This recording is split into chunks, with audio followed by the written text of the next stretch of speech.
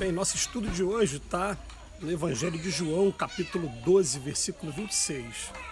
Se alguém me serve, siga-me. Emmanuel vem comentar na lição 11 do livro Caminho, Verdade e Vida, Conforto. Frequentemente as organizações religiosas e mormente as espiritistas na atualidade estão repletas de pessoas ansiosas por um conforto. De fato, a elevada doutrina dos espíritos é a divina expressão do Consolador prometido. Em suas atividades resplendem caminhos novos para o pensamento humano, cheio de profundas consolações para os dias mais duros. No entanto, é imprescindível ponderar que não será justo querer alguém confortar-se sem se dar ao trabalho necessário. Muitos pedem amparo aos mensageiros do plano invisível, mas como recebê-los se chegar ao cúmulo de abandonar-se ao sabor da ventania impetuosa que sopra de rígidos reveladores dos caminhos?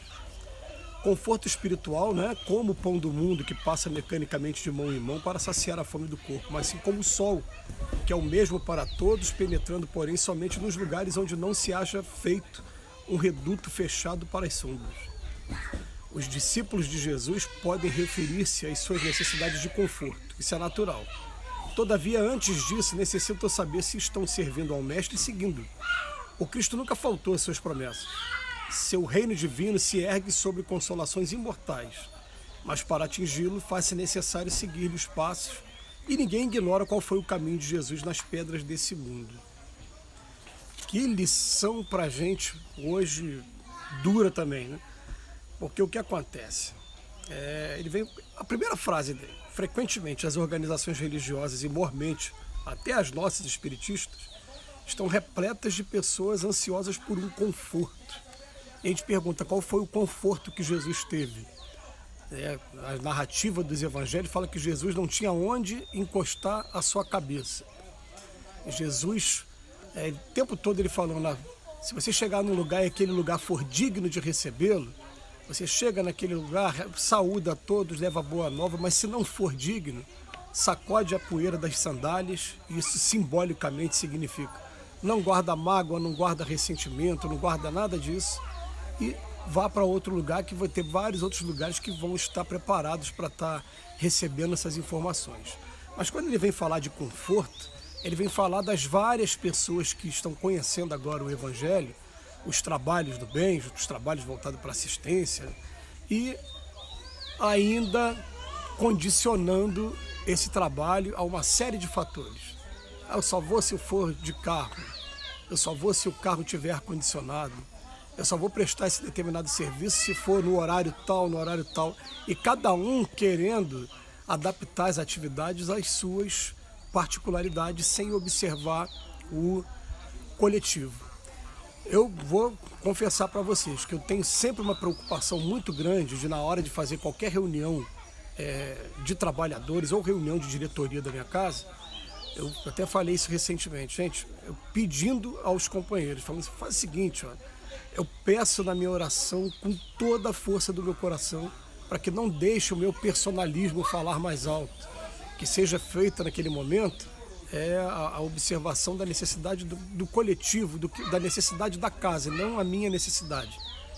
Eu vi agora recentemente de um companheiro ele falando assim: não, na minha opinião, sábado e domingo é para a família, não é para as tarefas espíritas. E a gente respeita essa opinião, mas eu fiquei perguntando, no caso desse companheiro particular, mas vem cá, durante a semana, qual é o dia que você está se dedicando às atividades? Não, na verdade ele está querendo mesmo continuar nas atividades dele normais, cotidianas, que não tem a ver com as atividades de divulgação, de estudo, enfim, né? E a gente respeita, porque a gente tem que respeitar o momento de cada um, mas tem que começar a observar, antes de fazer uma crítica a um outro companheiro, e em nós mesmos, como é que fica a nossa situação, né?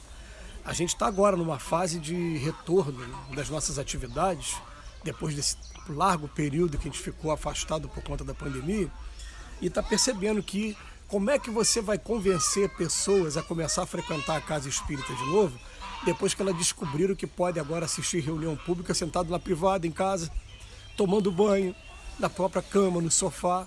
E outra coisa, não precisa nem assistir no horário que a reunião está marcada, porque ela fica gravada online, então a pessoa perdeu o horário, depois eu assisto, eu vou lá.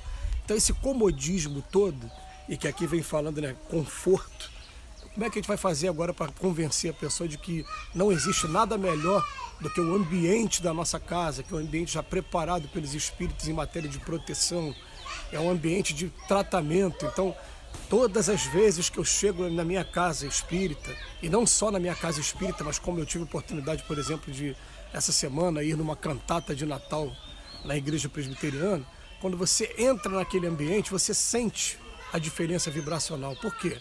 Porque os espíritos estão tanto lá como aqui, preparando aquele ambiente, porque naquele ambiente vai ser feito o quê? Vai ser trazido o Evangelho de Jesus. Então, independente da religião que você está, se aquela religião está alicerçada mesmo nos valores cristãos, nos valores morais, esse ambiente é preparado. Mas o conforto agora é o grande problema. E a gente vai vendo o seguinte, né? Jesus andava a pé ou no lombo de algum animal daquela região em que ele pertenceu, que ele viveu naquela época.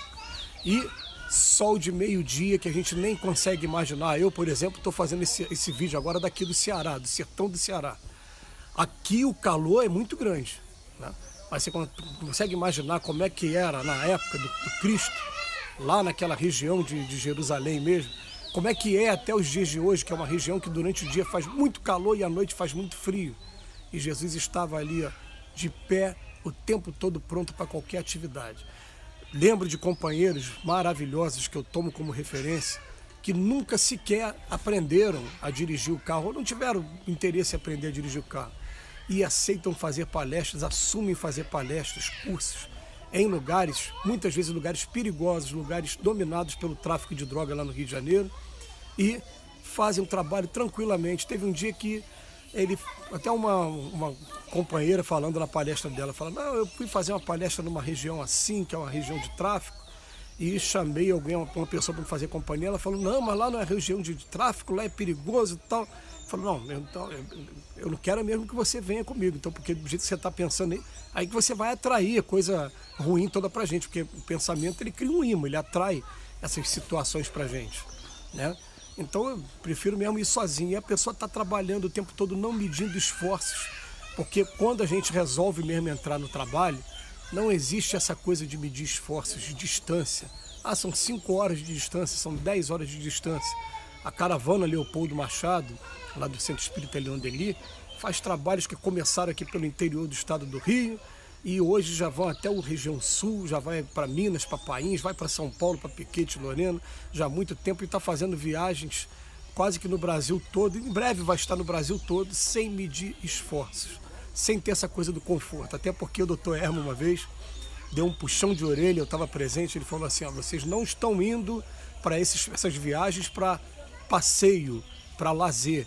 Então, vamos acabar com essa coisa de, não, eu tenho que fazer o trabalho, mas me dá tempo de ir não sei aonde para tirar foto, para fazer um veraneio. Não, vocês não estão aqui para isso. Você consegue imaginar Jesus na época com os discípulos, indo para determinados lugares, ainda querendo fazer veraneio? Não é isso. Então ele vem chamar a nossa atenção de que a gente é imprescindível ponderar que não será justo querer alguém em conforto sem se dar ao trabalho necessário, né? Aí ele bota aqui, ó, muitos pedem amparo aos mensageiros do plano invisível, mas como recebê-lo se chegar ao cúmulo de abandonar-se ao sabor da ventania impetuosa que sopra de rijo nos reveladores do caminho?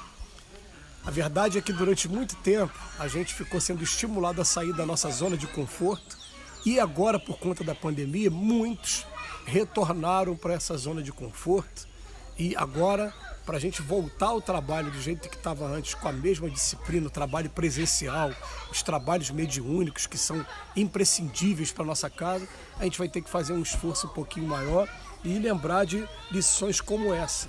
Ele bota aqui, os discípulos de Jesus podem referir-se às suas necessidades de conforto. Isso é natural, tá? Então vou botar assim, ó, hoje, para fazer o trabalho da caravana, eu preciso sim de carro. O carro me ajuda muito. Aliás, a caravana mesmo já está fazendo até uma vaquinha de todo mundo, né, para poder estar fazendo uma caixa para financiar as viagens de avião. Olha só que coisa legal. Então tá. Todavia, antes disso, necessitam saber se estão servindo ao Mestre e seguindo. O Cristo nunca faltou com as suas promessas. O seu reino divino se ergue sobre consolações imortais, mas para atingi-los faz-se necessário seguir os passos. Ninguém ignora quais foram os passos do Cristo aqui, né? E, inclusive, qual foi o final dele. Que Jesus nos abençoe hoje e sempre.